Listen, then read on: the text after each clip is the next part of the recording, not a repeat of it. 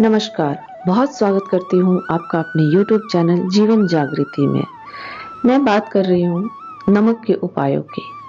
अगला उपाय जो मैं आपको बताऊंगी वो आपके घर के अंदर आ रहे नकारात्मक ऊर्जा को रोकने के लिए है। कैसे इनको रोकें? आपके घर में जिस भी व्यक्ति का आना जाना होता है, चाहे वो आपके रिश्तेदार हो, चाहे वो आपके घर में काम करने वाले वर्कर हो, या आपके घर में आ रहे इलेक्ट्रीशियन हो, प्लम्बर हो, हर कोई अपने ऑरा से कुछ न कुछ वाइब्स छोड़ रहे होते हैं। कभी वो पॉजिटिव भी होते हैं और कभी वो नेगेटिव भी होते हैं। कई बार हमें भी पता नहीं होता है हमारे ऑरा से कैसी ऊर्जा निकल रही है। कई बार हम बाहर जाते हैं और नकारात्मक ऊर्जाओं से टकराते हैं और वो हमारे साथ हमारे घर के अंदर तक आ जाते हैं और कहीं न कहीं उसकी नकारात्मकता हमारे घर के अंदर बिखर जाता है और उस नकारात्मकता की वजह से हमारे घर में अत्यंत कई प्रकार के दोष दिखते हैं या कई प्रकार के अशांति दिखते हैं। जैसे घर में कलेश होना, बेवजह टेंशन रहना, बेवजह का बच्चों के अंदर एक चिड़चिड़ापन रहना, आपके अंदर एक चिड़चिड़ापन रहना, ये कहीं न कहीं आपके घर के अंदर आ रहे नकारात्मक ऊर्जाओं की वजह से होता है। तो अगला उपाय जो आप करें इससे बचने के लिए नमक का उपाय करें। नमक हमारे जीवन में बहुत महत्वपूर्ण भूमिका निभाता है। जब आप इन उपायों को करना शुरू करेंगे तो पाएंगे क्या क्या आप अपने जीवन में बदलने में सामर्थ्य हो रहे हैं। आपका सामर्थ्य होना ही अपने घर के अंदर के नकारात्मकता को दूर करने में उपयोगी सिद्ध होता है। तो क्या करना है? हमें जब हम पोछा करते हैं, झाड़ू पोछा सफाई करते हैं, तो पोछा के पानी में नमक का उपयोग करें। आप यदि सेंधा नमक का उपयोग करें तो बहुत ही उपयोगी है। यदि सेंधा नमक किसी कारणवश आप नहीं ला पा रहे हैं तो आप जो साधारण नमक है उसका भी प्रयोग कर सकते हैं। रविवार के दिन तो ये अवश्य करें। यदि हर दिन आप नहीं कर पाते हैं तो कम से कम रविवार के दिन एक दिन अपने घर में नमक का पोछा अवश्य लगाएं। हाँ, एक चीज और मैं यहाँ बहुत उपयोगी और बहुत जानकारी वर्धक बात मैं आपको बता रही हूँ कि नमक का उपाय अनेक लोगों ने, या समझिए कि हर घर में लगभग ये उपाय किए जाते हैं, लेकिन जब वो नमक जिससे आप पोछा करते हो, आपके पोछा करने के जल में पानी में जो घुल जाता है, उस पानी को आप क्या करते हो?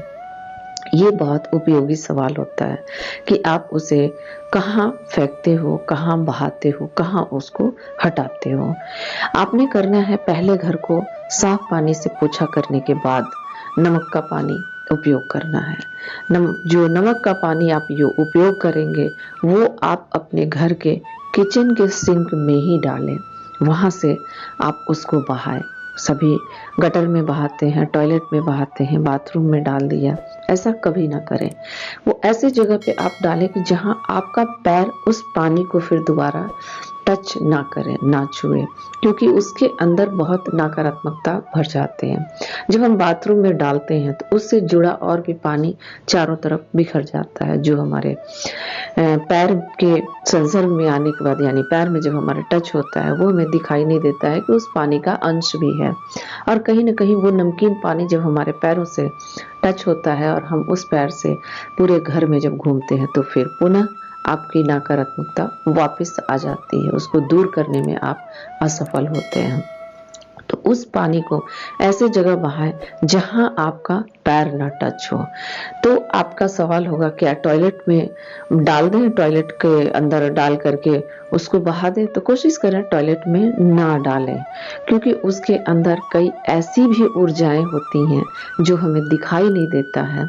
जिसे आप टॉयलेट में डालेंगे तो उसकी नकारात्मकता कहीं न कहीं हवा में निकल जाती है और उसका प्रभाव हमारे घर के अंदर बहुत अधिक प्रभावी हो जाता है। तो हमें टॉयलेट के अंदर भी उसको नहीं डालना है।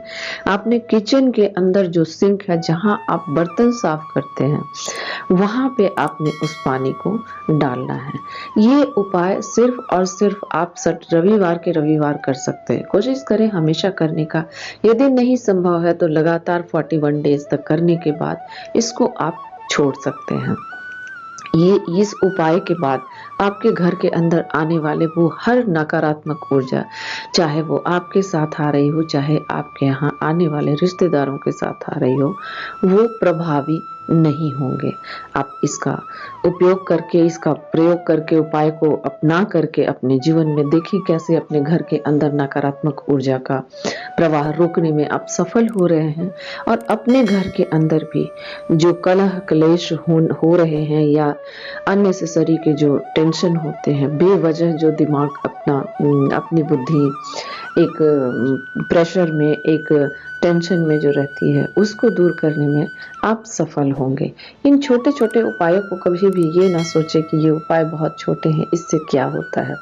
आप बस अपने कर्म करें, फल की चिंता आप ना करें। आप कर्म करें, इसका साइड इफेक्ट नहीं है, आप करें। ऐसा नहीं कि आपको इसके नकारात्मक फल झेलने पड़ेंगे या इसकी नकारात्मकता कोई आपके ऊपर प्रभावी होगा। इसलिए आप ये उपाय करते जाएं और देखें अपने जीवन में कैसे सफल होते हैं।